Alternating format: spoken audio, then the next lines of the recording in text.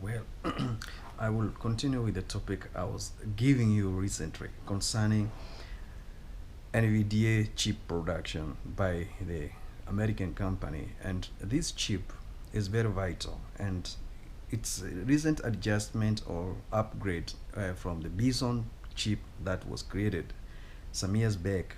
Now they have the most outstanding performance chip called NVDA graphic chip for the general processing unit. This commonly works with the gaming systems and motherboards and anything that is processing high quality resolution videos. Now, breakthrough on this chip was actually, uh, I think last week it is the time they went on the podium and went on the media and told people, guys, look here, we have actually managed to get breakthrough in the heat reduction because heat is a serious threat when it comes to silicon and semiconductors. And heat actually affects the frequency, speed, optimization, and it also affects the output performance on signal transmission. And now here they actually managed to have a breakthrough. Blackview chip is going to shape the artificial intelligence industry. It's going to change the way we think, where we do things, where we view life, where we talk, and where we actually do things and engineer ourselves. Now, me, I don't even think I will be in a position to explain that we are almost nearing the incorporation of human electronics and artificial intelligence compatibility, whereby you live in the iCloud most of your life and infinite living is somehow coming to reality, whereby you will have to leave this body and go to living in iCloud. How they will take your entire being and conscience and consciousness is something that I'm actually still trying to figure out. If you look at the artificial intelligence architecture, it is actually a copyright of infinite thinking, whereby you don't have to reference on something written. It is programmed with the entire memory, entire knowledge, and has the skills and emotions and the senses to retrieve actually what is needed by the entire world at a specific time. This actually bothers my mind, and I always ask myself, what is the future?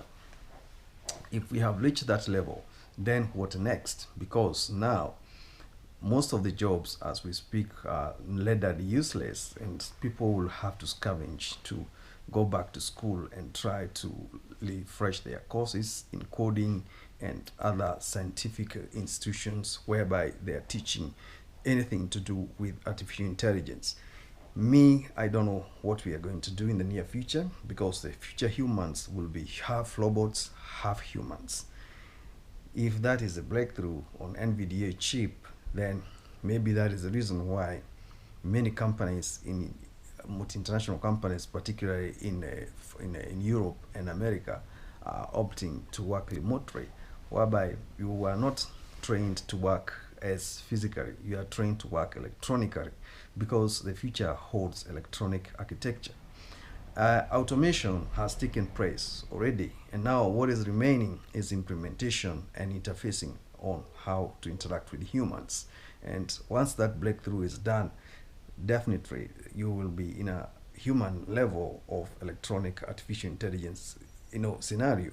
And this chip, they had a breakthrough in production.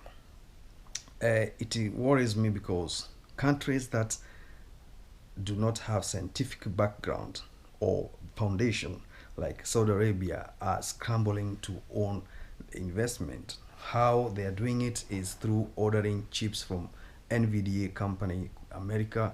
They have ordered more than 3,000 chips at a cost of 50 to 150 billion US dollars. Them themselves, they have created a foundation of approximately 40 billion US dollars. Where is this money coming from, and why are they paranoid about it? Because they know the future holds there, and he who will swiftly change and transform and capture that opportunity is the one who will hold the future. Now, Saudi Arabia, in its current state, doesn't have a mathematical background. It doesn't even produce quality, competent engineers that are competitive in the world market. They are not even anywhere near innovations and pioneering tech development. But what they have realized is the future, and they have the capacity, which is converting the oil money into artificial intelligence investment companies. Now, the rest of the world is still trying to figure out whether, particularly in the continent that is Africa, there's a very big problem of misunderstanding on how to implement this. One, you have to overcome the challenge of unemployment, which already is rampant. It's like a continental pandemic, and migration crisis, political, influences, and policymakers in Africa. I don't think we stand a chance to engage politically or technologically and be competitive like Saudi Arabia did.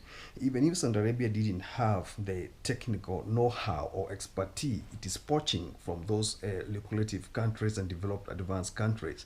It has the capital, massive capital to spend on this. Can African people actually come up with the same scenario whereby they will opt to do the same what Saudi Arabia did?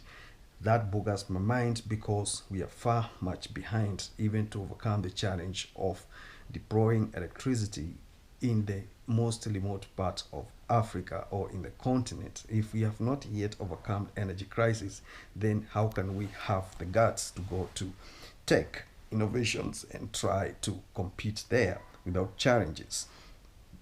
My other video, I spoke about the launching of the video in Texas some weeks back by the NVDIA company chief CEO, who narrated technically and intelligently and skillfully what is expected out of this chip they have developed. And breakthrough happened during the rollout of the 5G innovations, and now the chip will effectively be deployed in manufacturing, particularly in artificial intelligence, robotics.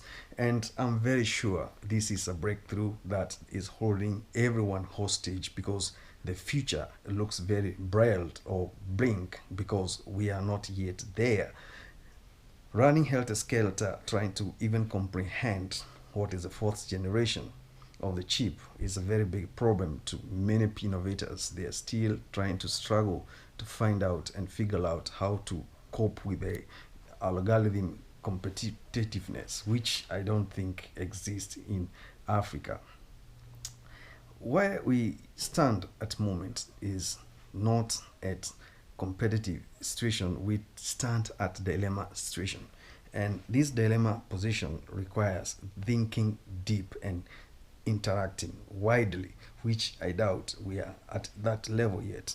So comparing Africa, Europe, and Asia in terms of these artificial intelligence innovations, we are not yet there. And I doubt what is the future. Hit that subscription button, notification, let me know what is your view.